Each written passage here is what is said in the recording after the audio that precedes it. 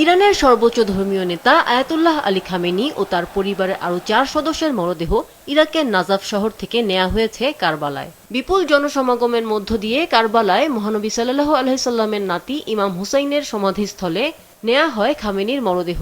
সেখানে লাখ লাখ মানুষ তার জানাজার নামাজ আদায় করেন।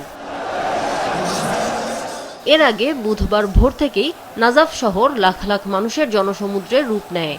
নাজাফ শহরে শোকযাত্রা শেষ হয় ইমাম আলীর সমাধিস্থলে। সেখানে শোকার্ত মানুষেরা কফিনটি একবার ছুঁয়ে দেখতে হুড়োহুড়ি করেন। মঙ্গলবার সন্ধ্যায় আয়াতুল্লাহ খামেনি এবং তার পরিবারের 4 সদস্যের মরদেহ নাজাফ আন্তর্জাতিক বিমানবন্দরে পৌঁছায়। সেখানে ইরান ও ইরাকের জ্যেষ্ঠ কর্মকর্তারা আনুষ্ঠানিকভাবে মরদেহ গ্রহণ করেন।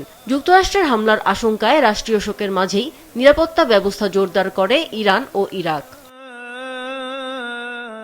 কারবালা থেকে খামেনির মরদেহ আবার ইরানে ফিরিয়ে নেওয়া হবে। বৃহস্পতিবার ইরানের মাশহাদে দাফন করা হবে তাকে। আমিনা লুসি, মাছরাঙা নিউজ ডেস্ক।